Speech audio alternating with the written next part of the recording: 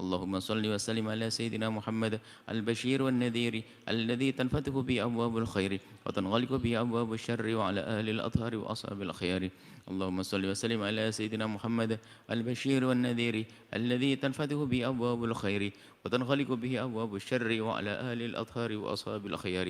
لا إله إلا أنت سبحانك إني كنت من الظالمين. لا إله إلا أنت سبحانك إني كنت من الظالمين.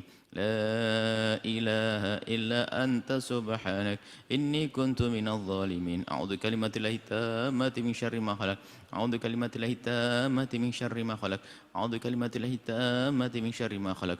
بسم الله الذي لا يضر مع اسمه شيء في الأرض ولا في السماء وهو السميع العليم. بسم الله الذي لا يضر مع اسمه شيء في الأرض ولا في السماء وهو السميع العليم. بسم الله الذي لا يضر مع اسمه شيء في الأرض ولا في السماء وهو السميع العليم. سبحان الله الحمد لله ولا أكبر. سبحان الله الحمد لله ولا إله إلا الله والله أكبر. سبحان الله الحمد لله ولا إله إلا الله والله أكبر. بسم الله الرحمن الرحيم. قل هو الله أحد الله الصمد لم يلد ولم يولد ولم يكن له كفوا أحد. بسم الله الرحمن الرحيم. قل هو الله أحد الله الصمد لم يلد ولم يولد ولم يكن له كفوا أحد. بسم الله الرحمن الرحيم. قل هو الله أحد الله الصمد لم يلد ولم يولد ولم يكن له كفوا أحد. بسم الله الرحمن الرحيم. قل أعوذ برب الفلك من شر ما خلق ومن شر غاسق إذا وقب ومن شر النفاثات في العقد ومن شر حاسد إذا حسد. بسم الله الرحمن الرحيم. قل أعوذ برب الناس ملك الناس إله الناس من شر الوسواس الخناس الذي يوسوس في صدور الناس من الجنة والناس. بسم الله الرحمن الرحيم. الحمد لله رب العالمين الرحمن الرحيم مالك يوم الدين إياك نعبد وإياك نستعين اهدنا الصراط المستقيم صراط الذين أنعمت عليهم غير المغضوب عليهم ولا الضالين آمين. آمن الرسول بما أنزل إليه من ربه والمؤمنون كل آمن بالله وملائكته وكتبه ورسله لا نفرق بين أحد من رسله وقالوا سمعنا وأطعنا غفرانك ربنا وإليك المصير. لا يكلف الله نفسا إلا وسعها لها ما كسبت وعليها ما اكتسبت. ربنا لا تؤاخذنا إن نسينا وأخطأنا ربنا ولا تحمل علينا إسرا كما حملته على الذين من قبلنا ربنا ولا تحملنا ما لا طاقة لنا به واعف عنا واغفر لنا وارحمنا أنت مولانا فانصرنا على القوم الكافرين. Doa sendiri-sendiri sesuai dengan keinginan, dengan bahasa apapun yang kita mengerti. Sungguh Allah Maha Tahu.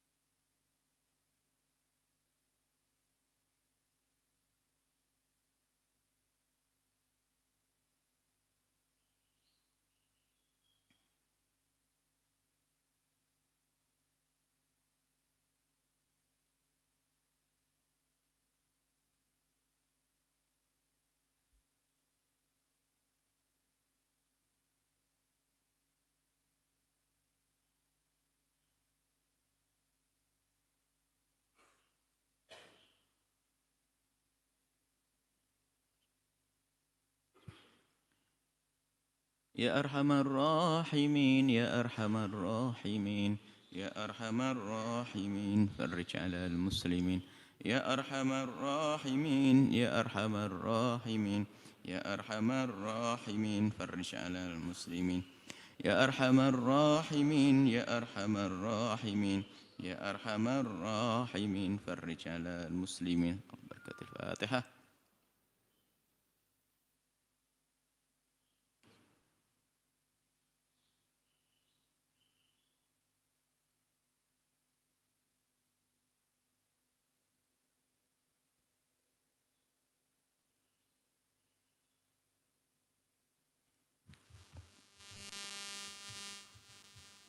بسم الله الرحمن الرحيم.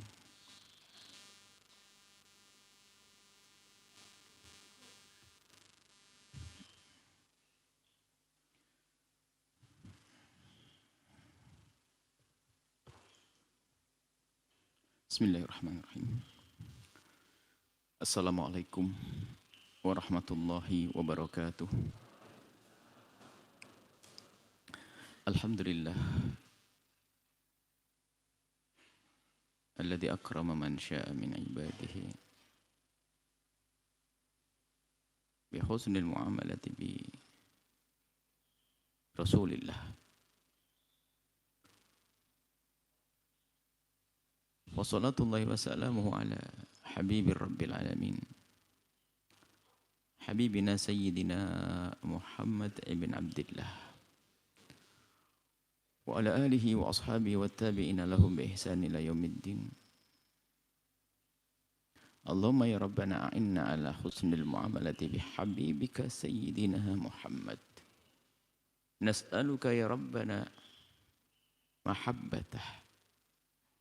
A'inna ya Rabbana ala ittiba'i sunnatih. Wakhshurna ya Rabbana yawmal qiyamati ma'a zumratih. Allahumma ya Rabbana rizukna taubata qabla al-maut. Wasyahadata inda al-maut. Wal jannata ba'da al-maut. Amma ba'du. Yang sangat kami cintai, kami muliakan. Para perindu ridha Allah.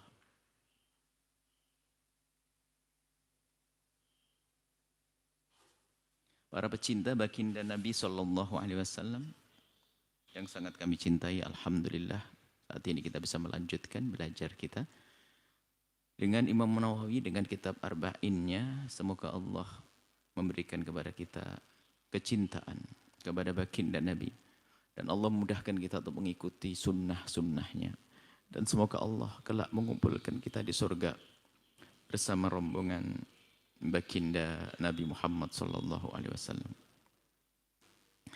Baik, kita sebelum membaca kitab Arba'in Nawawiyah seperti yang sudah pernah kami hadirkan, ada sedikit nasihat Imam Nawawi yang sangat tepat untuk kita terus hadirkan. Tinggal beberapa nasihat lagi. Nasihat Imam Nawawi untuk para guru. Ya. Di antaranya adalah yambai ayatanya bitasnif. Berkata Imam Nawawi rahimahullah taala, nafa'ana Allahu bihi wa bi ulumihi wa bi ulumi masyayikhi fid dar, amin. Yambai ayatanya bitasnifi, hendaknya seorang guru itu memperhatikan tentang membuat catatan buku-buku yang akan dibaca oleh murid, pegangan untuk murid. Idza ta'ahhala lahu, kalau memang dia punya bakat, artinya ilmu ada, bakat menulis, hendaknya dia bisa menulis.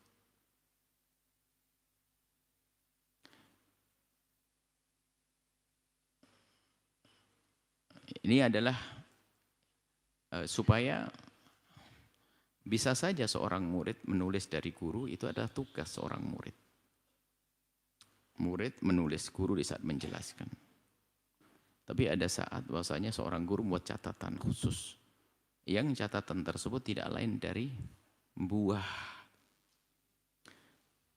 renungan serta murajaah, mutola'ah atau belajar yang serius di saat ingin mengajar. Karena ada guru itu, ada yang datang ke kelas itu hanya begitu saja sudah.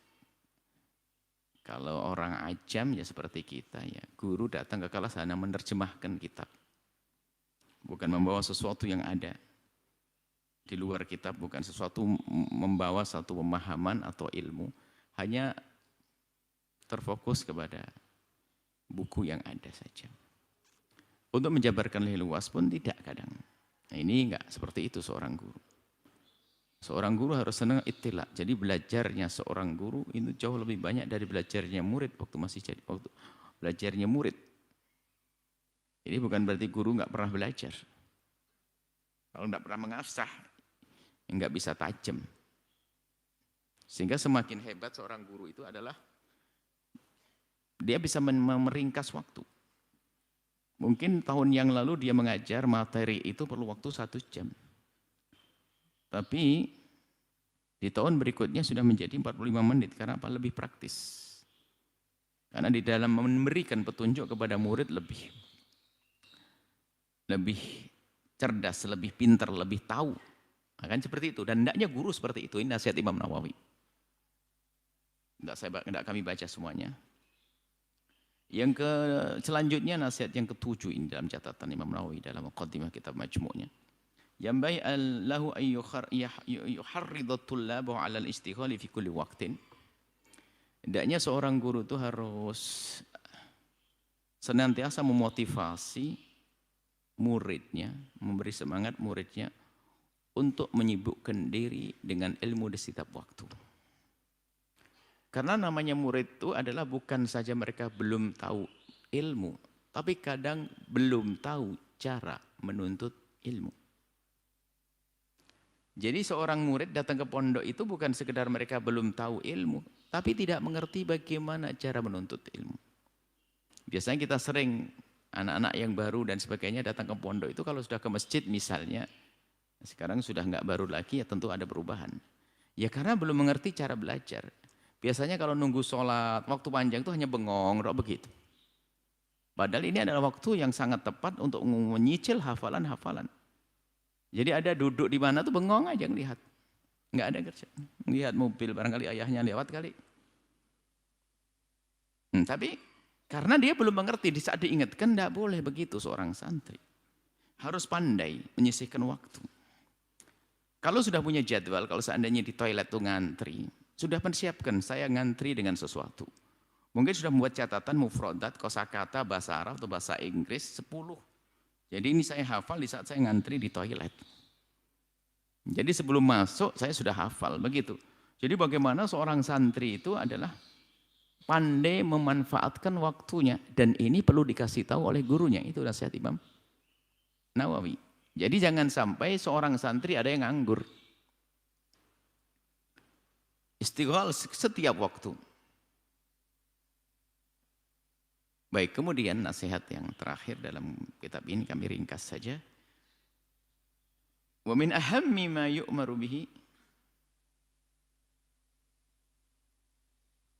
Dan yang paling penting yang hendaknya seorang guru itu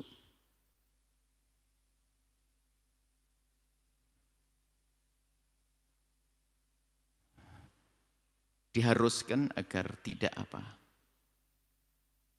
Alla yata'adza mimman yaqra' alaihi idza qara'a ala ghairihi. Hendaknya seorang guru itu tidak hasut.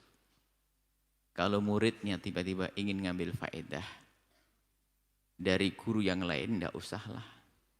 Dia merasa enggak senang dan sebagainya. Bahkan seorang guru akan bangga kalau muridnya ternyata senang menuntut ilmu. Ngambil ilmu, yakni ngambil istifadah, belajar dari guru lain. Sebetulnya hanya peringatan bagi guru, ini bukan untuk murid. Bagi seorang guru jangan merasa risih kalau ternyata muridnya belajar dari guru yang lain. Tapi di sisi lain ada nasihat santri itu nggak boleh belajar kepada guru seenaknya tanpa izin dari guru yang pertama. Murid ngelompat sana, ngelompat sini. Mondok belum apa-apa pindah ke tempat lain. Itu nyakiti guru itu. Itu babnya murid. Kalau ini kan babnya guru. Kalau babnya guru, lapang. Maksudnya apa? Jangan saling hasud deh sama-sama ustadz. Sederhananya begitu. Sebab hasadlah hasadaka hasadil ulama. Tidak ada hasud seperti hasudnya ustadz. Mengerikan. Ini nasihat Imam Nawawi rahimahullah ta'ala. Kita akan langsung kepada hadis yang ke-6. Hadis yang ke-6 an Abi Abdullah An-Nu'man ibn Bashir. Dari Sayyidina Abdullah ibn An-Nu'man ibn Bashir radhiyallahu taala anhuma. Qala, beliau berkata, sami'tu Rasulullah, aku mendengar baginda Nabi Muhammad sallallahu alaihi wasallam yaqulu, bersabda, innal halala bayyinun. Kehalalan itu jelas. Sesuatu yang halal itu jelas. Wa innal harama bayyinun, dan yang haram juga jelas.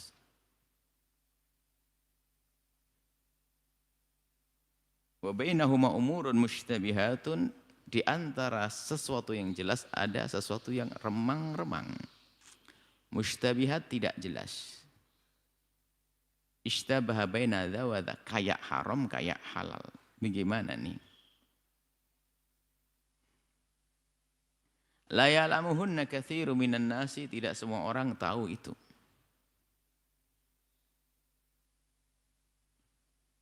Sehingga menduga itu adalah halal padahal haram, atau menduga haram padahal itu halal. Pokoknya enggak jelas. Jadi kejelasan yang halal itu memang jelas dari asalnya sesuatu tersebut. Ada yang enggak jelas karena kitanya memang kurang belajar ilmu halal haram. Ada sesuatu yang sudah sangat jelas haram, jelas sangat jelas zina haram, riba haram, judi haram dan seterusnya, mabuk haram. Jelas. Yang halal ya sudah jelas, sayur bayam, kangkung, air putih. Asalkan milik kita sendiri. Sebetulnya yang halal itu adalah jelas. Makanya beliau ini di sini bukan ingin menjelaskan tentang sesuatu yang halal. Ingin menekankan kepada sesuatu yang tadi. Al-mushtabihat. Yang remang-remang tadi yang tidak jelas. Nah, karena ada sesuatu yang tidak jelas di dalam hukum ini, maka baginda Nabi ngasih rambu-rambu. Famanittaqa syubuhati. Kalau orang menjaga agar tidak masuk dalam sesuatu yang remang-remang, faqad istabra li dinihi wa irdihi, maka dia telah membebaskan agamanya dari gangguan dan membebaskan kehormatan dirinya, kemuliaan daripada pencemaran.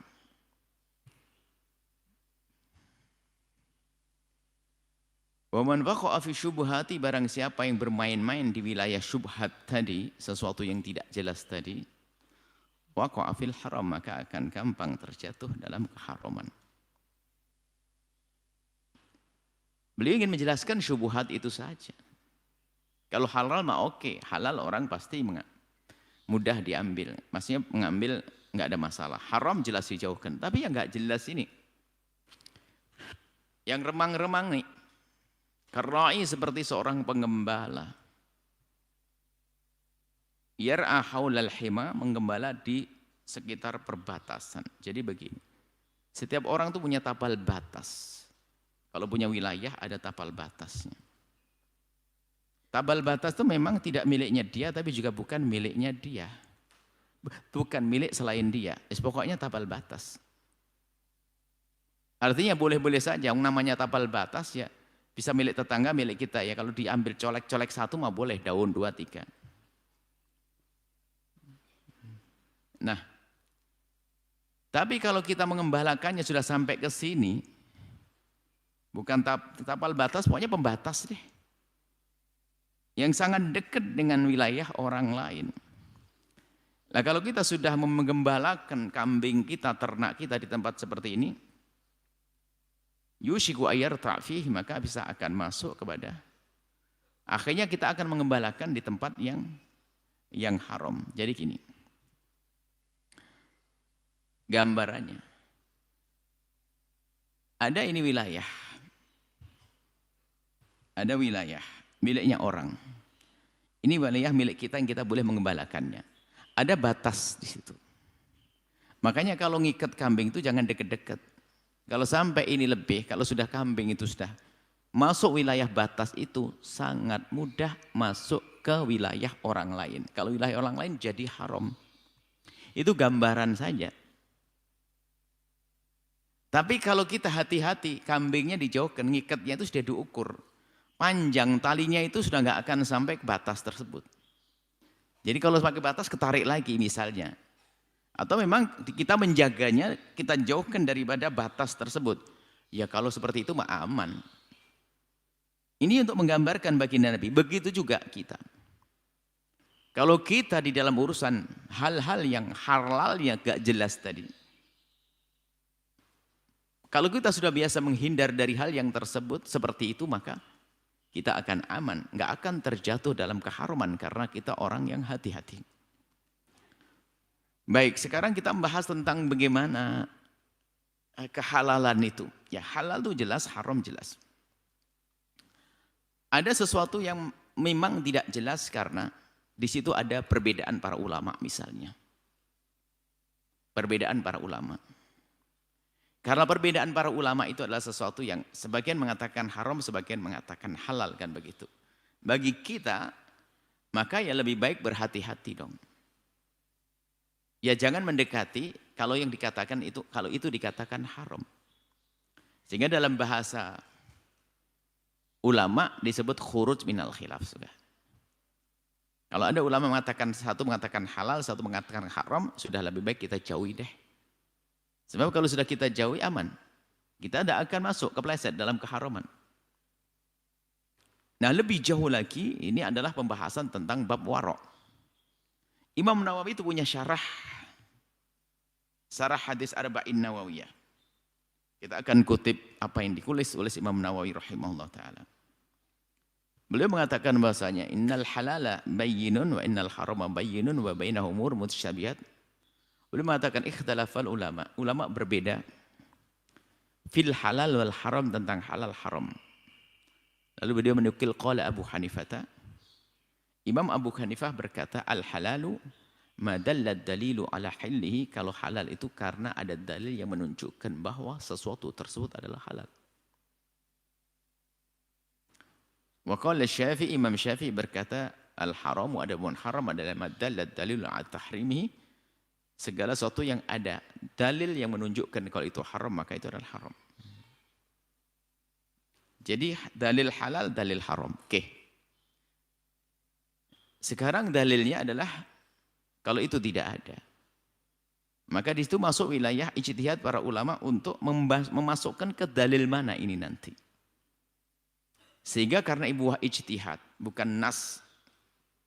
Kalau nas kan sudah disebut innamal khamru wal maita, innamal khamru. Innamal khamru wal maisiru wal ansabu wal azlamu rijsun min amali syaitan dan seterusnya.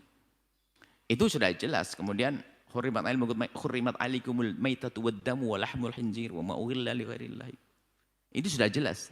Tapi enggak, lah ini mau dibawa ke mana? Ini adalah wilayah atau ranah ijtihad para ulama. Nah, maka di situ ada yang wa bainahum umurun mustabihat. Ini ada hal yang remang-remang, tidak sini, tidak di situ. Aibanal halal wal haram, umurun mustabihatun bil halal wal haram, kata Imam Nawawi, ada sesuatu hal yang semu haram, semu halal. Ya, ini tidak jelas halalnya, tidak jelas haramnya. Tapi dikatakan dalam hadis Nabi, faman ittaqa syubuhat,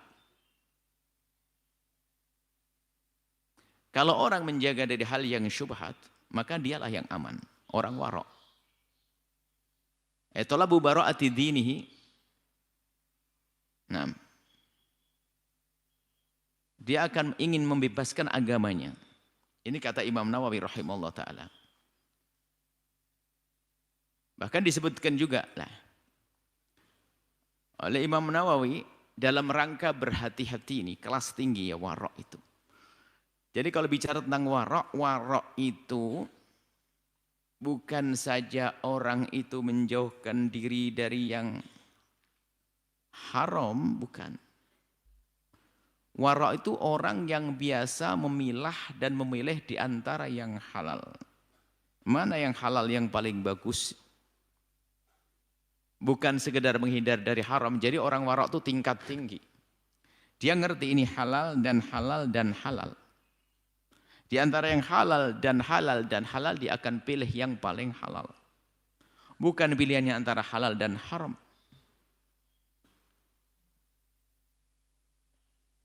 Jadi kalau orang sudah bisa menghindarkan dirinya dari hal-hal yang syubhat, perlu diterjemahkan lagi lebih jelas. Subhat itu sering kita sebut ya, ini adalah subhat, ini subhat ya ini maknanya. Subhat itu tidak bisa kita hukumi bahasanya itu halal, karena memang mungkin sekali keharamannya ada. Tidak juga bisa kita katakan haram. Contoh realnya begini. Dia itu pencuri, biasa nyolong sana, nyolong sini. Atau apa, na'udzubillah. Ini contoh aja, bukan anda, ini contoh, tidak boleh ada. Orang yang kerjaannya berzina atau jual beli minuman keras, dia pabrik minuman keras. Tapi dia juga punya tanah sawah yang lebar, luas. Dia punya perusahaan yang haram, tapi punya juga kebun, lahan sawah yang luas. Dan dia sebelum punya perusahaan yang haram memang sudah kaya juga. Buka perusahaan yang haram.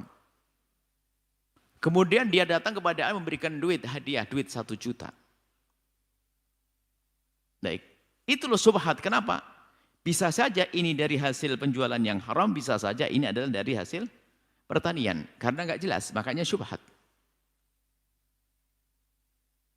Sehingga kalau ada orang pekerjaannya sebagian haram atau sebagian halal, lalu memberikan hadiah kepada Anda, maka rezeki itu namanya syubhat.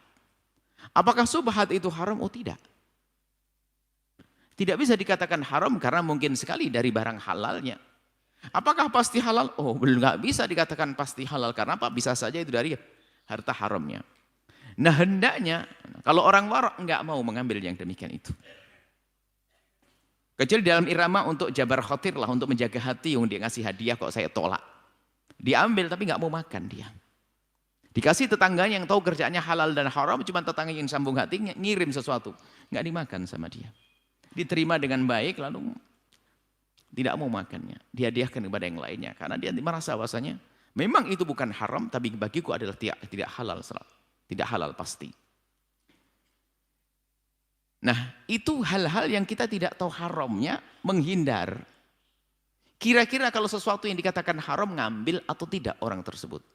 Pasti tidak mungkin mengambilnya. Wong ini tidak dikatakan haram, cuma tidak katakan halal. Ini dikatakan tidak dikatakan haram tapi juga tidak dikatakan halal. Itu saja dia tidak mau. Maka kalau orang yang sudah bisa semacam itu bukan istabra itu di dini. Dia telah membebaskan agamanya. Menjaga dirinya. Kalau orang sudah punya watak dan sifat seperti itu, apakah mungkin dia ditawari bisnis yang ada haramnya lalu mengambil? Apakah mungkin dia akan berbohong dalam menimbang atau takaran dalam jual beli? Enggak mungkin, karena itu pasti haram. Wong yang haramnya saja belum jelas dia enggak mau, kok apalagi yang pasti haram. Maka dari itu orang yang biasa dengan hal yang syubhat itu disebutkan di sini bisa saja karena biasa syubhat, akhirnya yang jelas pun diremang-remangkan. Akhirnya enggak apa-apalah, sedikit sajalah. Akhirnya biasa dengan keharaman. Riba sangat jelas. Riba adalah termasuk yang bayin, riba adalah haram. Cuman kadang ada pemahaman ulama tentang riba yang berbeda-beda sehingga menjadikan riba seolah-olah kabur. Remang-remang. Padahal jelas riba itu adalah haram. Hanya beberapa hal dianggap itu bukan riba karena pemahaman yang salah saja. Kalau orang yang memang ahli warak, hatinya sudah benar ya sudah nggak akan mengambil ibaratnya. Karena itu riba. Dan begitu dalam segala urusannya. Jika di situ ada sesuatu keharamannya, biarpun tidak pasti, biarpun kehalalannya juga ada, maka dia lebih baik menghindar dari hal yang semacam ini. Ini adalah pangkat loh ya. Pangkat tinggi orang yang bisa masuk wilayah-wilayah seperti itu. Nah kemudian, kalau orang biasa meletakkan dirinya di tempat yang syubhat itu, gambarannya seperti orang yang suka bermain-main di pinggir jurang. Tidak usah berkucang, enggak ini bukan jurang. Iya tapi pinggir nak. Enggak apa-apa, ini kan bukan jurang. Pinggir nak. Sudah enggak apa-apa, cebur. Maka sudah kasih tahu, cebur kau. Yaitu orang main syubhat itu ya kayak di pinggir jurang tadi itu. Ayo kita berusaha untuk menghindar dari yang syubhat sekalipun. Susah hari ini orang beralasan. Akhirnya ini termasuk sekarang itu pura-pura tidak tahu syubhat itu juga penyakit loh. Kalau pura-pura tidak tahu haram ini dah jelaslah kefasikan dalam dirinya. Ada pura-pura nggak tahu haram ya gimana sih? Pura-pura nggak tahu. Sebenarnya dia ngerti kalau itu syubhat, cuman karena dia tidak bisa memerangi yang syubhat ya nggak apa-apa sih. Yang penting kan tidak haram sudahlah. Yang penting nggak masuk neraka. Itu. Yang penting kan tidak haram ya sudahlah. Betul. Hadiah dari orang yang pekerjaannya adalah ada halal dan ada haramnya adalah syubhat. Boleh Anda terima, Anda makan, tidak akan menjadi sebab Anda masuk neraka. Tapi kebiasaan dengan sesuatu yang syubhat tersebut menjadikan Anda gampang mendekati keharaman. Perlahan demi perlahan, pergeseran keimanan kan halus sekali tanpa disadari seseorang. Tiba-tiba sudah di wilayah yang haram. Nah, yuk kita semuanya koreksi diri kita. Anda bekerja di mana sih? Yang akan Anda makan gaji Anda setiap saat, setiap bulan Anda terima. Anda nerima gaji pekerjaan apa itu? Jujur saja kita. Usaha Anda seperti apa? Jujur saja sudah. Aduh, ternyata haram. Bukankah Allah Maha Kasih? Ya tinggal berusaha saja kita untuk menghindar dari haram. Tapi susah. Susah itu bukan berarti nggak bisa. Nggak bisa. Nggak bisa itu karena Anda tidak usaha. Allah itu tidak akan menutup pintu halal bagi hambanya. Allah sudah berjanji itu. Kecuali hamba itu tidak mau dengan yang halal. Kalau ada orang berkata, nggak ada halal buat saya. Anda mempersempit karunia Allah. Nggak ada bisnis yang halal buat saya yang cocok. Bukan, nggak ada yang cocok. Anda sendiri pilih yang haram, bukan pilih yang halal. Kita harus waspada dalam hal ini. Allah yang menciptakan semesta, kok menciptakan yang halal untuk hamba terkasihnya nggak bisa. Ya nggak mungkin lah. Tapi kok ini orang terus dalam haram? Memang dia bukan hamba terkasihnya. Sehingga dipersulit untuk mencari yang haram. Sampai dikatakan bahwasanya tanda orang dicintai oleh Allah itu adalah begitu mudahnya dia melakukan kebaikan biarpun tidak direncanakan sekalipun. Tapi tanda orang yang tidak dicintai oleh Allah, begitu mudahnya dia melakukan keharaman enggak direncanakan sekalipun. Dia pengennya tuh enggak melakukan keharaman, tapi haram masuk lagi karena memang orang itu tidak dipilih oleh Allah. Ya termasuk di dalam urusan hal subhat haram. Maka yuk kita koreksi diri kita sendiri kalau kita ternyata masih sering nyual-nyual atau cual-cuil, colek-colek yang haram, maka ketahuilah bahwasanya khawatir kita tidak dicintai oleh Allah. Yuk kita koreksi diri sendiri, enggak perlu kita lihat orang lain, pekerjaan kita. Kalau pekerjaan kita masih ragu-ragu, kita terharu suatu ketika ada seorang ibu bertanya tentang apa ya? Mirip pertanyaan orang soleh pada zaman dulu. Tetangganya punya lampu tinggi, tetangganya itu kaya, punya lampu. Ibu fakir di sampingnya. Lalu berkata, gimana hukumnya? Saya itu mintal tiker, kan jualan tiker dia. Itu sampai malam, cuman lampunya itu saya mengambil lampu, pokoknya tetangga itu, sinar lampu tetangga itu saya manfaatkan untuk saya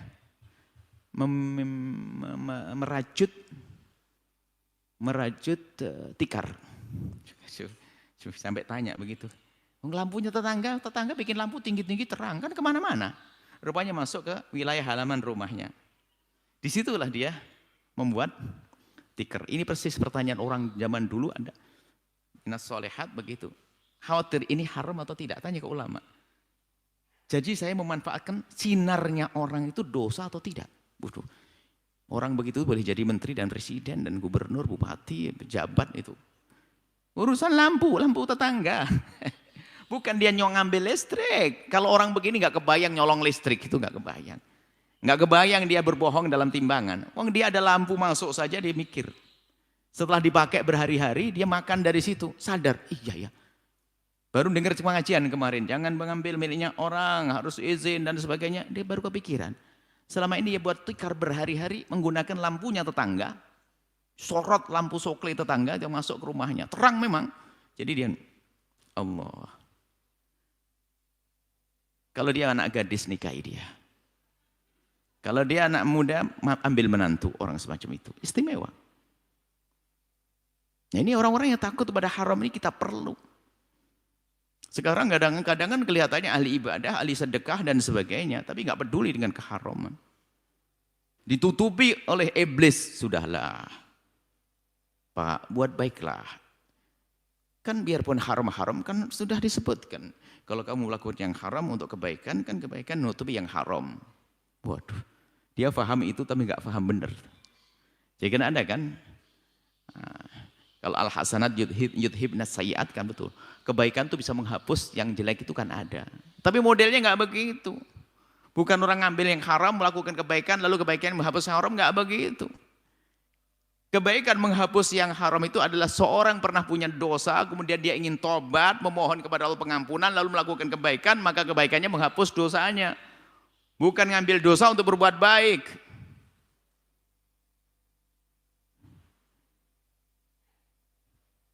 Dia membuat riba untuk nyumbang pondok. Lah ini nggak benar. Ya, seperti itu. Dan ilmu warok ini penting banget. Lalu kuncinya dari mana itu? Kalau kita baca hadisnya itu, kuncinya adalah dari hadis selanjutnya.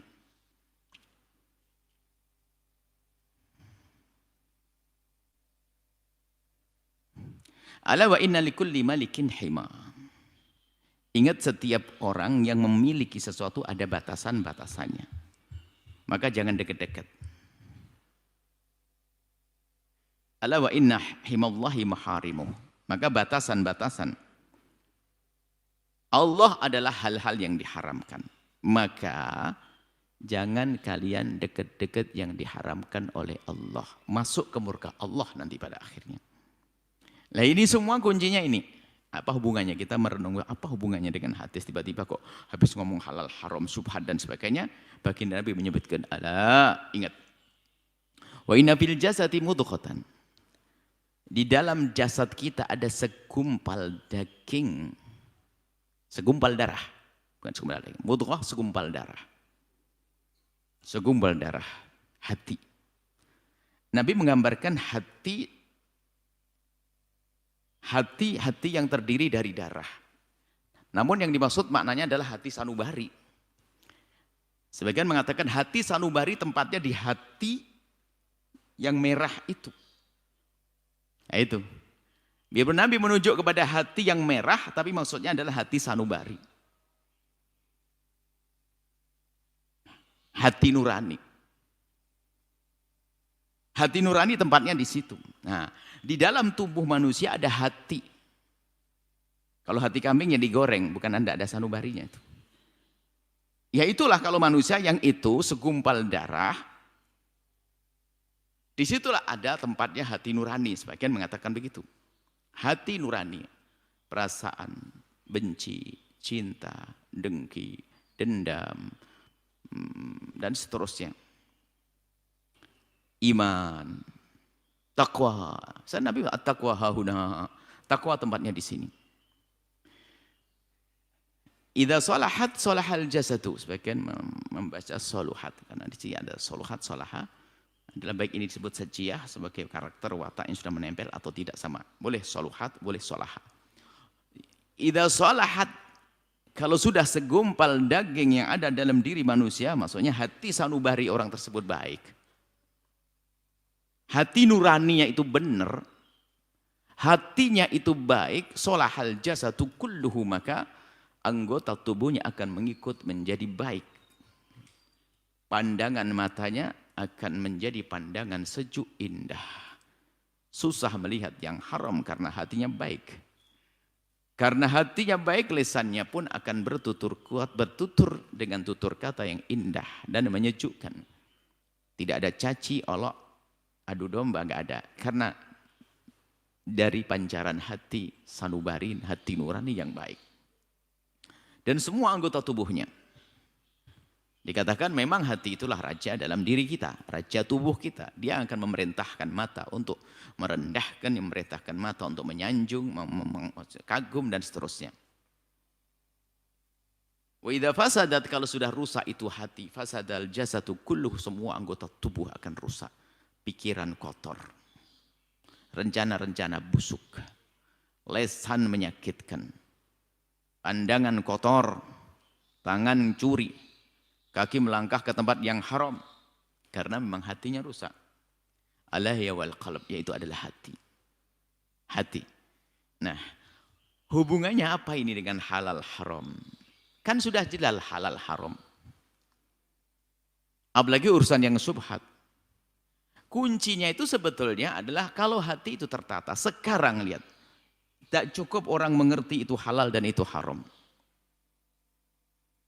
Enggak cukup orang mengetahui itu halal lalu dia itu haram lalu meninggalkan. Enggak. Alangkah banyaknya, dan tolong sadar diri kita sendiri. Kita tahu itu haram tapi kita melanggar kok. Ayo. Alangkah banyaknya, apakah itu dosa kecil atau besar? Padahal di saat kita melanggar, tahu itu dilarang oleh Allah, maka nggak cukup dengan akal kita. Turunkan ke hati itu ilmu. Sehingga dikatakan oleh Imam Ali, ada orang ilmunya di sini. Kalau bicara tentang ilmu fikih halal, haram, halal, haram, halal, haram, luar biasa. Tapi la tajawazu an hanajirhi, tidak melewati tenggorokannya, tidak masuk ke hati. Kalau sudah masuk ke hati, ilmu tersebut atau masuk dia, maksudnya ditangkap oleh hati yang bersih, ilmu tersebut, lihat. Hati memahami ilmu. Jadi kan begitu, dari pandangan ke hati, dengar ke hati.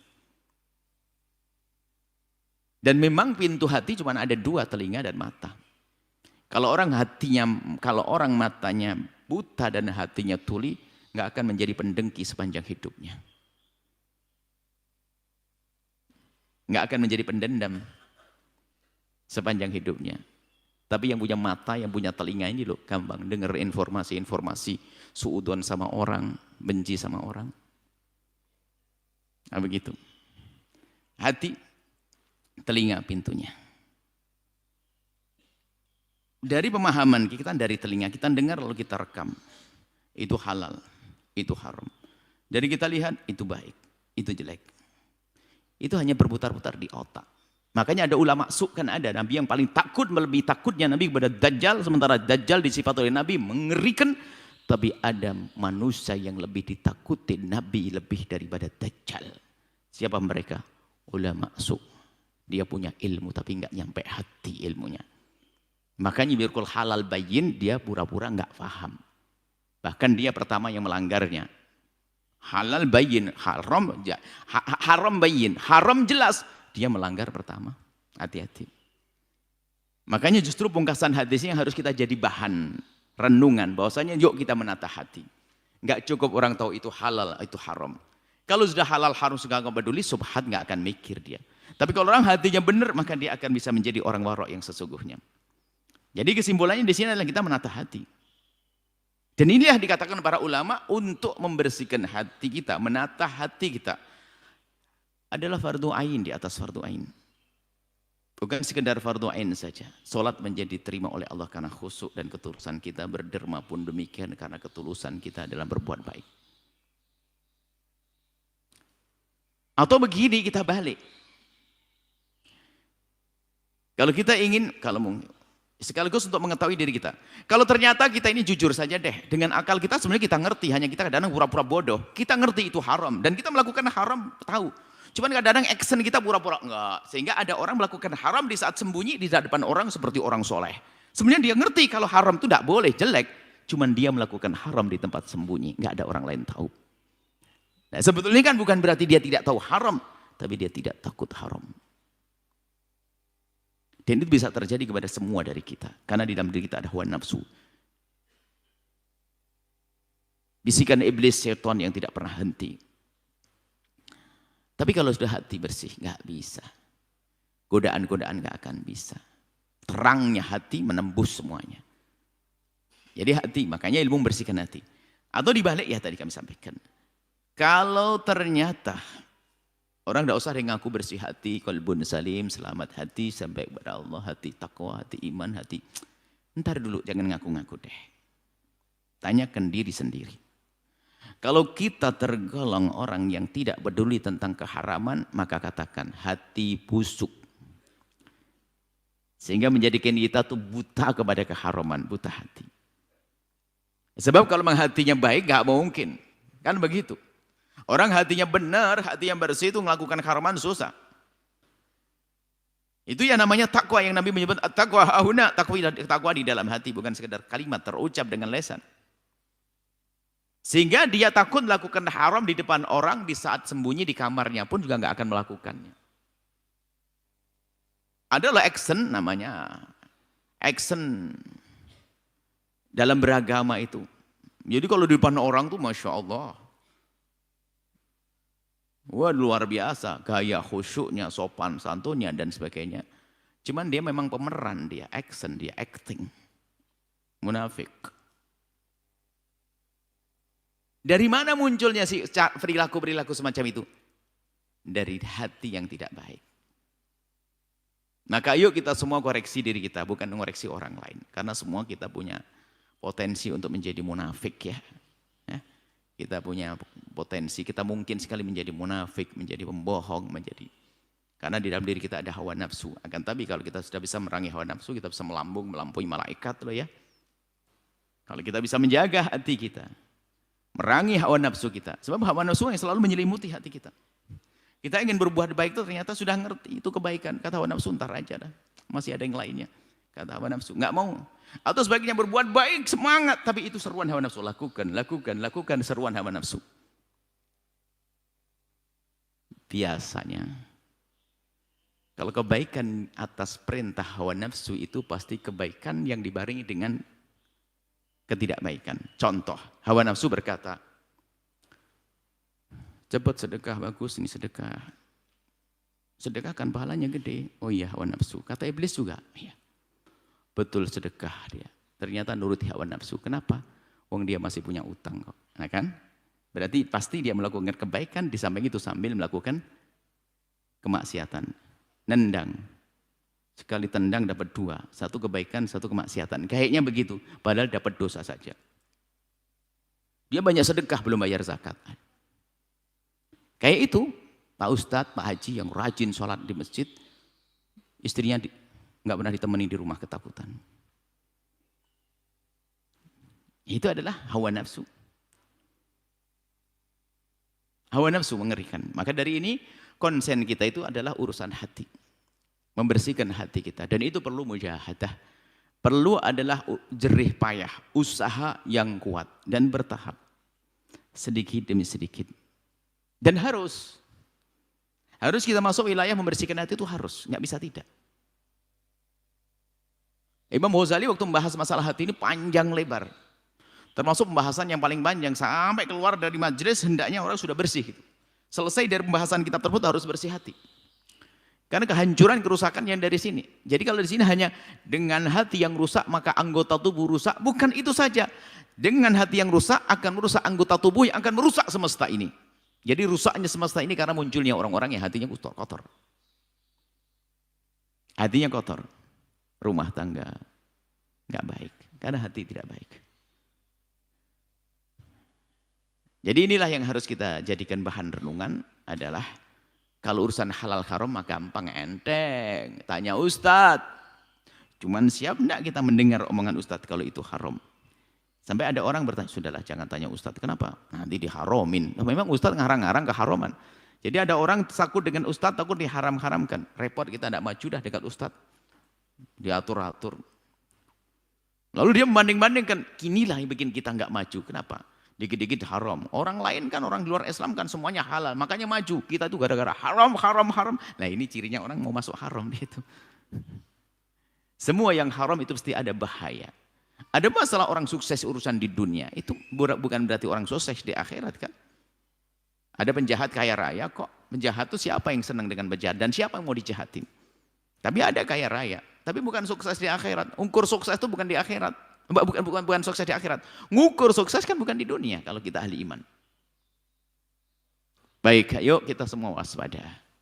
Anda bekerja di mana hari ini? Anda jujur, tidak usah cerita kepada kami atau siapa. Kalau ternyata pekerjaan Anda masih ada abu-abunya tadi, berpikirlah. Kalau tidak menghidupannya bulan depan, tahun depan untuk bisa membuat perubahan di tempat tersebut untuk menjadi halal semuanya, atau Anda pindah ke tempat lain. Kalau Anda membuat perubahan lebih hebat lagi. Anda di sebuah perusahaan ternyata tidak dijalankan satu cara transaksi yang haram, tidak serta-merta Anda meninggalkan perusahaan tersebut. Tapi pertama kalau Anda bisa membuat perubahan di perusahaan tersebut. Seorang istri menemukan suaminya pekerjaan yang haram. Ini tantangan besar. Harus berani mengingatkan suami dengan penuh kelembutan.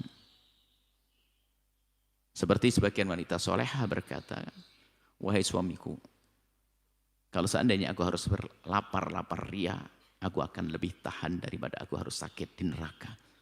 Jangan beri aku yang haram. Sedikit yang halal bagiku sangat bagus. Kalau wanita begitu semuanya suaminya masuk surga semuanya. Cuman sedikit perempuan begitu. Ya orang-orang seneng ngaji aja kayaknya. Saya nggak peduli bang, harus bang ini ganti mobil, rumah terasnya rusak, rumah bantu. Sampai suami adalah. Itu kalau yang diganggu begini nggak tertentu ustadz apa orang-orang biasa. Bisa saja dia ustadz pengurus masjid, akhirnya kota amal masjid diambil gara-gara istrinya minta ganti anting. Hati-hati. Punya peran besar istri itu. Nah ini maka kalau sudah seorang itu sudah takut kepada subhat kan aman. Cuman itu loh, gimana kita bisa takut haram, milih yang halal, dimulai lebih dari itu sampai takut yang subhat itu gimana? Kuncinya hati kok. Kita semua mungkin punya pengalaman, coba. Itu haram tapi masih kita lihat. Biarpun orang yang paling menjaga, dia pernah melakukan, manusia kita. Tahu di depannya itu adalah haram, mohon maaf, kita sering juga kan di atas di kendaraan, kita membuang muka kadang-kadang terlambat. Ada mohon maaf, ada anak gadis yang sebenarnya dia bapaknya soleh, cuman dia lupa didik anaknya. Sehingga kalau keluar rumah dia tidak menutup aurat. Dia naik motor di depan mobil kita, coba. Jujur atau tidak? Kadang-kadang kita menunda untuk membuang mata kita itu. Na'udzubillah, itu juga dosa sebetulnya. Kita perlu jujur deh, tidak usah sok, wah saya sudah enggak pernah, astagfirullah. Enggak. Kita bukan urusan kita pamer gaya di depan manusia. Kita dengan Allah. Semua dari kita ini coba, koreksi diri. Yang repot kita suka ngoreksi orang lain. Rizki Anda dari mana? Yang Anda makan dari mana? Uang suamimu dari mana? Anakmu kerja di mana? Sekolah anakmu itu bakal kerja di mana? Loh, sekarang itu jauh-jauh aja nggak mikir. Sekolah anakmu nanti kira-kira setelah sekolah, di saat dia ngambil pendidikan kuliah ini, Bu, Pak, nanti setelah itu mau ngapain dia? Kerjanya bakal pasti halal atau tidak? Pikirin dong begitu. Dan yang bisa berpikir benar kalau hatinya benar. Atau dibalik, kalau Anda memang nggak pernah mikir, hati Anda nggak benar. Ini untuk koreksi diri loh ya, bukan untuk koreksi Anda atau siapa, tidak. Koreksi di diri kita sendiri. Ala inna fil jasadi mudghatan. Idza salahat salahal jasadu kulluhu. Hati kalau benar maka akan menjadi baik semuanya. Nah ini ilmu membersihkan hati ini biasanya kita sisipkan. Kita sisipkan biarpun dibahas khusus dengan ilmu tasawuf. Termasuk kita membahas kitab Hikam Ibn Athaillah As-Sakandari untuk ilmu ini. Cuman biasanya dikhususkan bagaimana merangi riya, merangi sombong, merangi ini. Itu ada ilmu-ilmu khusus seperti itu. Dan itu harus kita belajar. Jangan sampai tidak. Imam Ghazali mengatakan itu fardu ain di atas fardu ain. Baik, kita tutup. Ingat, jangan mengoreksi kekurangan orang. Koreksi diri Anda sendiri. Dosa apa saja yang Anda melakukannya dan Anda nyantai, pikirkan dan istighfar, minta ampun kepada Allah dan minta untuk dientaskan dari keharaman itu. Nggak usah ribut ngurusi orang, diri sendiri saja. Untuk melangkah menjadi orang yang takut kepada yang syubhat. Kalau sudah Anda menjadi orang yang takut kepada syubhat, hebat, nggak akan masuk ke haraman. Anda mulia di dunia dan mulia di akhirat. Wallahu a'lam bishawab.